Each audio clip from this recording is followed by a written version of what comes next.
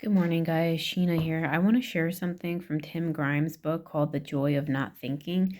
And it's crazy because I was just thinking along these lines this morning. Has that ever happened to you when you're thinking or you have a revelation about something and then you go to read a book or you watch a video and then they say the exact same thing you were thinking? I love that synchronicity.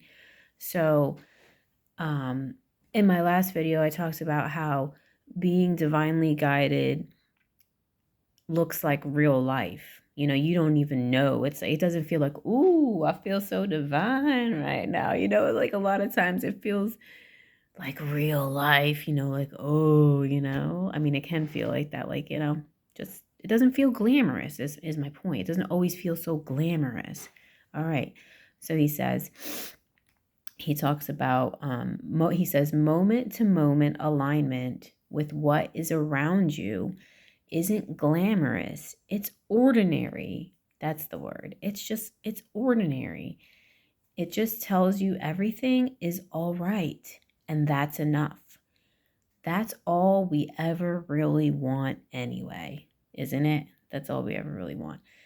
He says, we so often glamorize people and things, and in the process, delude ourselves.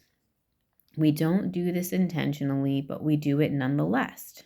Yes, we do glamorize people. When we don't think, we're set straight. If it sounds odd, that's understandable because perhaps peace isn't supposed to look like some guy with no shirt on. Oh, he talks about how he looks. Anyways, that you're not going to get it unless you read previously. Or it's not going to look like a woman yelling happily to music in her car or a child dancing for no reason. But peace seeps through all the cracks and crevices. It finds its way into everything as long as we don't think about it. You become better in tune with what is around you, and better things happen to you by giving up the notion that there's something superior to the life that you're living. And I think that that is a thought that keeps me out of peace personally, is when I think, I'm not doing good enough. I need to do better. I need to make more. Although it's weird because, yes, that is fine, I believe, to have desires to want to progress, to go up and up, but then you can't let it overtake you and make you non-content or not at peace in your heart. Like, you have to maintain the peace and the contentment and the being at ease first, because that in here is what we really, really, really, really, truly need. We don't really, really, truly need anything, as they say, to shift on the outside of us, which sounds very painful. It sounds painful because I know we're like, no, of course, no, we need that thing on the outside to change. We need it to be this way and not that way. If it was this way, then I'd be better and I'd feel better. I know, I know, I know, right? Like, it's just like, yeah, but no. In order to have a constant flow of peace and live your life in a way of peace, you have to make up your mind that you want it on the inside, no matter what. No matter what. That's the most important thing, because that will keep you when times are good and when times are challenging, and that's what you want. You don't want a peace that is contingent upon your outer circumstances. You want a peace that is not contingent upon anything. So God is that constant supply of peace. And that's funny. It's funny because when I had my awakening, when I got reborn, born of the Spirit, prior to that moment where everything changed, I got this tattoo. I clearly stated to myself, to out loud, to myself, I think, I don't even think I was talking to anybody. I was like, I want to feel a peace. And it says in the Bible, and I didn't know this word. Because I never read the Bible. I didn't know nothing really about that. But I said, I want a peace. And I said, I want to feel happy. I want to feel content no matter what. Now, in the Bible, that's called the peace that passes all understanding. I didn't know that. I want that. And I said, I want love. I want to feel love like a Mother Teresa type of love. I didn't say God's love. Mother Teresa, I guess, was the only thing that I had to associate with God or whatever. I don't know. And I didn't even know much about her.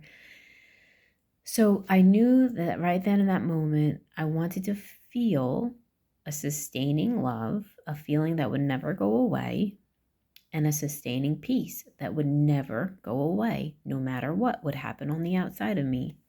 And little did I know that I was speaking the language of God. I was speaking the language of the Spirit. And then not long after that, my bridges of incidences, I ended up having that experience, that awakening, that born again experience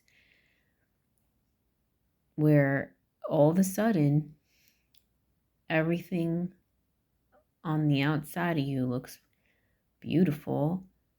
The colors in the sky look amazing. Like you never saw life like this before. And guess what? That was a conversion. Like I'm not trying to get religious, but I don't know what other ways to explain what I experienced. It was a true conversion, a true circumcision, as the Bible calls it, like inside of my heart. The new man was born. The new man, the younger brother, was born. He overtakes Esau, right? The hairy man, the old man, the flesh man, the man that came from the mother's womb. But this second birth, no man can do. This birth is of God. And no man knows the hour or the time of anyone's conversion or anyone's second birth, right? Just like you don't know the time or hour that a baby's going to come. It's the same thing with the spiritual birth, being born of God. Whew. Anyways, it's a real thing. It's real. And it didn't happen by praying a prayer. God did it. That's all I can say is God did it because I didn't even do it. You know what I'm saying? It happened to me. I was born again, as they say. It is real. I don't care what anybody says, right? It's like I didn't know about that you had to be born again before it happened to me. I was like, oh, whoa. So anyways, it was a wonderful experience, and it still is a wonderful experience. It wasn't just something that happened and then, I don't go to church anymore, so now I don't have it anymore. This is something that happened to me apart from man, and it's God, and it'll be with me forever, till I die. Till this flesh fades away.